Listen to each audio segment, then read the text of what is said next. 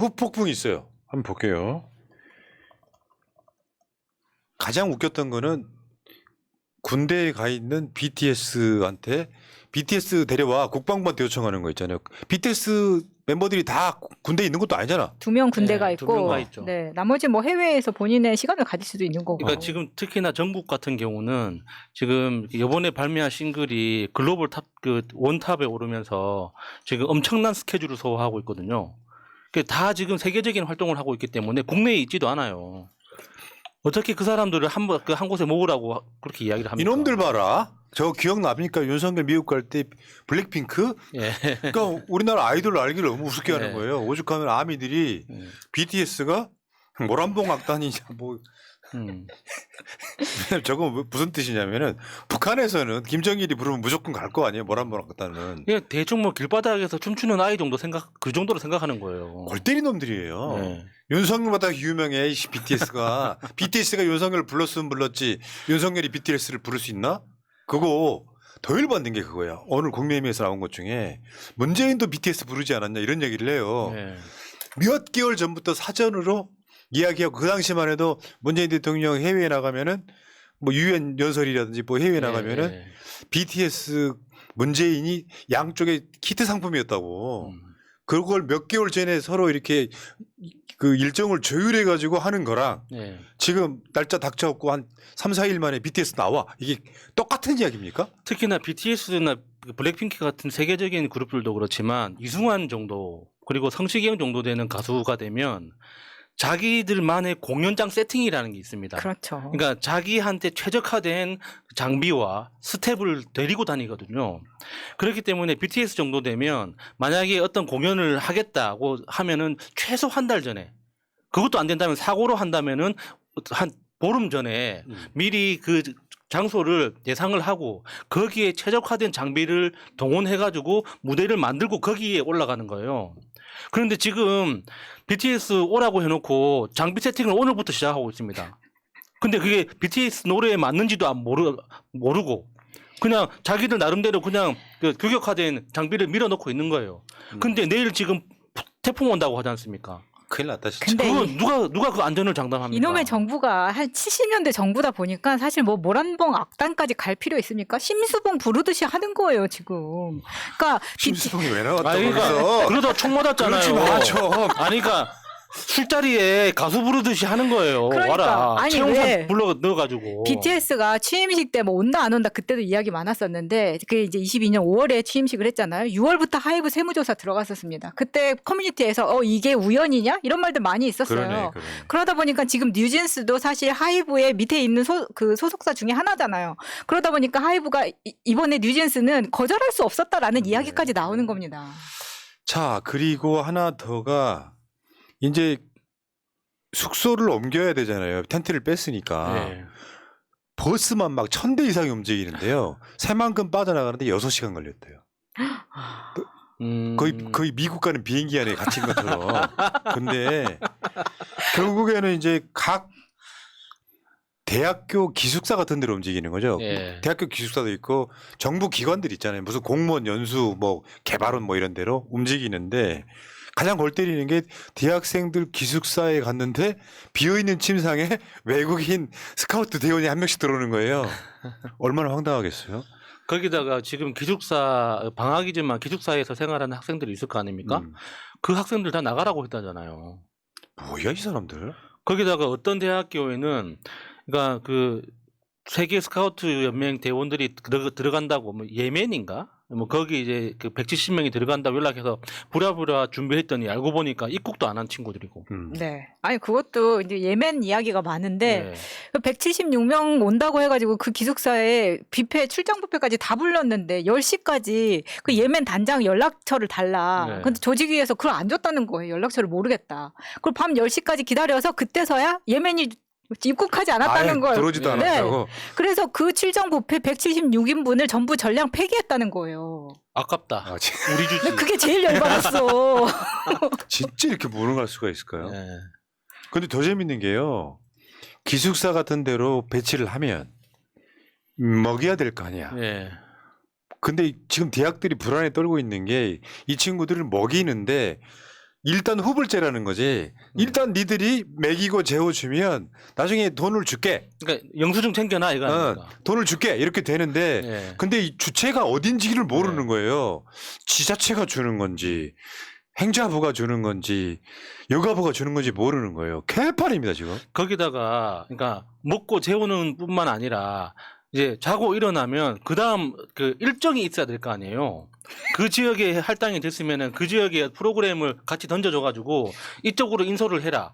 그래서 어떤 프로그램을 하고 점심 식사는 이렇게 해결하고 그다음 일정은 이렇게 하고 저녁에는 이렇게 데리고 오면 된다. 이런 일정을 줘야 되는데 그냥 사람만 던져놓고 그 담당 공무원한테 우리 뭐 해요 그러면 모른대요. 잘 모르겠는데요. 아니 국제 행사를 이렇게 하는 정권 보신 적 있으세요? 역대 최악 정권이라고 말하는 이유가 이런 거예요. 그래놓고 전 정권 탓하고 자빠졌는 거 대책이 하나도 없잖아요 지금. 그 다음에 그런 면에서 이게 우리나라의 대학들이 적자인 경우가 많다잖아요. 네. 한번 봐봐 이거 정산하는데 얼마나 걸릴까요? 그러니까 지금 우리나라 대학은 100% 99.9% 적자라고 보시면 되죠. 그러니까 특히나 2021년 이후로 신입생 충원율을 100% 달성한 대학교는 서울대, 연고대 말고는 별로 없습니다. 나머지 대부분의 대학들은 신입생을 100% 충원시키지 못했거든요. 지방 대학은 신입생 충원율이 70% 이하로 내려간 대학들도 네. 있습니다. 그 이직 분들 중에서 야 그거 뭐 세계적 행사가 망가지니까 좋냐라고 말씀하시는데 좋습니다. 왜냐하면 윤석열이 지금까지 국민들 갈라치기 엄청 했잖아요. 마치 자기 안 찍은 사람들은 국민 아닌 것처럼 했잖아요. 그러니까 우린 고소한 거야 솔직히 말씀드리면. 이거 되돌리기 쉽지 않아요. 국민들 팔짱 끼고 보고 있잖아. 네. 대학교에서 먹이고 재워줬는데 정산을 언제 할까요? 내가 아까 물어봤잖아. 네. 굉장히 오래 걸릴 거예요.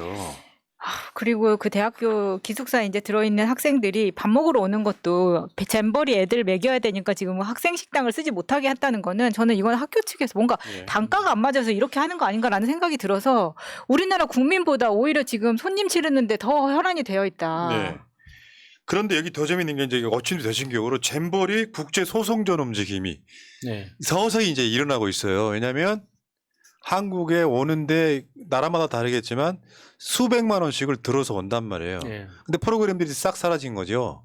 그래서 이번에 그 MBC 시선집 중에 이제 인터뷰한 저 학부모는 이제 미국 교포 네. 학부모인데 지금 미군 기지에 가 있는 거 아니에요. 네. 미국 아이들은 학부모들이 소송 얘기를 하고 있다 이러는 건데 이분이 이야기한 것 중에 이런 게 있어요. 참가비하고 준비 비용이 900만 원 들었다. 네.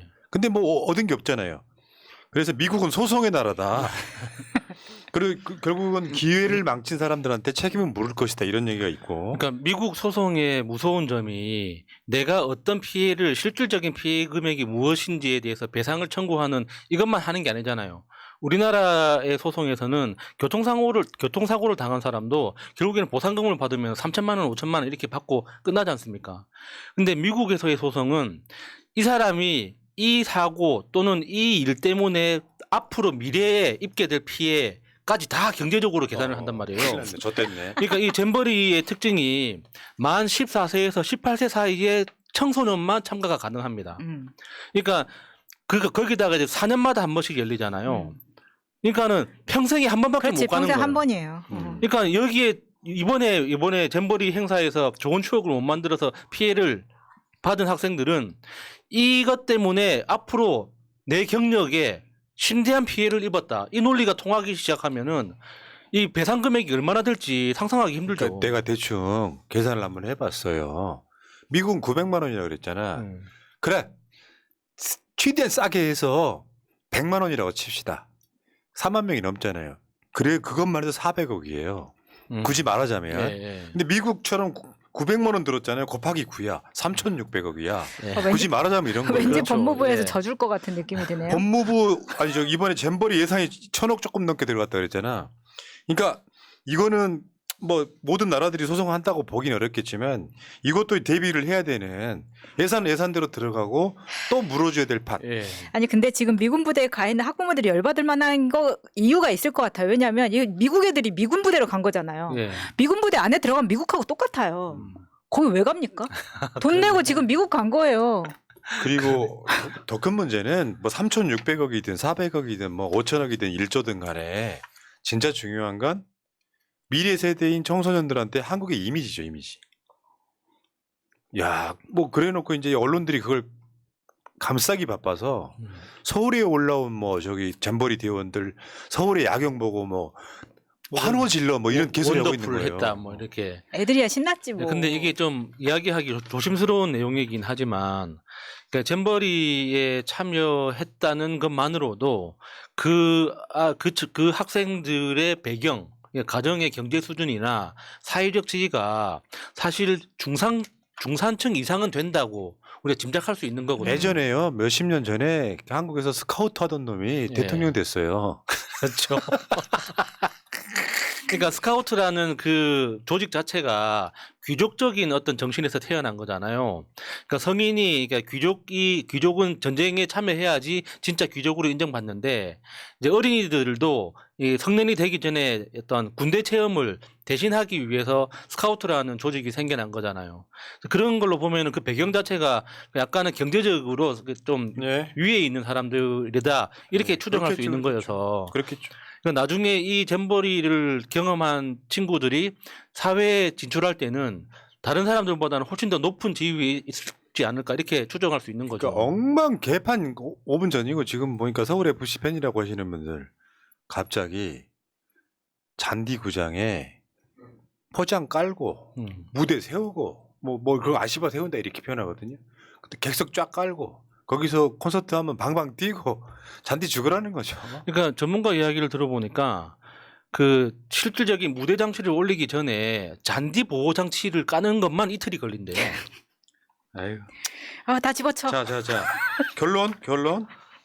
이 행사는 이명박이 유치를 했고 박근혜가 준비를 했고 문 대통령이 성공적 마무리를 했던, 그러니까 굳이 말하자면 정부가 이어받은 사업은 계속 돼야 된다는 취지로 예. 말씀드리고 싶은 거예요.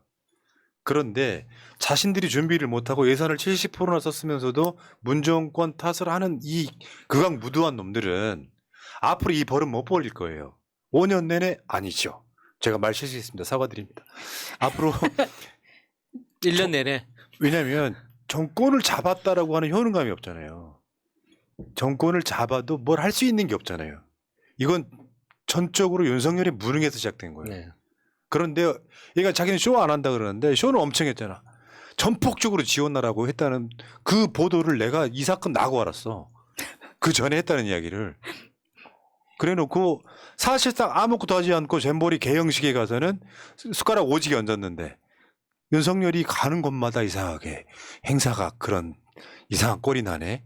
자, 결국 이 사태는 1년 3개월 동안 방치한 윤석열의 책임이에요. 전폭 지원하라 했는데 김현숙이는 뭐 했냐고. 지금 나랑 싸우자는 거냐? 국가 예산은 함부로 이게 앞뒤가 안 맞는 이야기잖아요. 윤석열은 쇼를 했고 저는 거기에 기재부 등이 여기 대충 하고 넘어가자는 심산이었을 거라고 보는 거고요. 결국에는 윤석열 책임인 거죠. 기재부는 윤석열 오지게 속여먹고 있을 것이다. 이렇게 봅니다. 자, 황상호님, 백은실님 감사합니다. 땡큐. 다음 주제로 가겠습니다.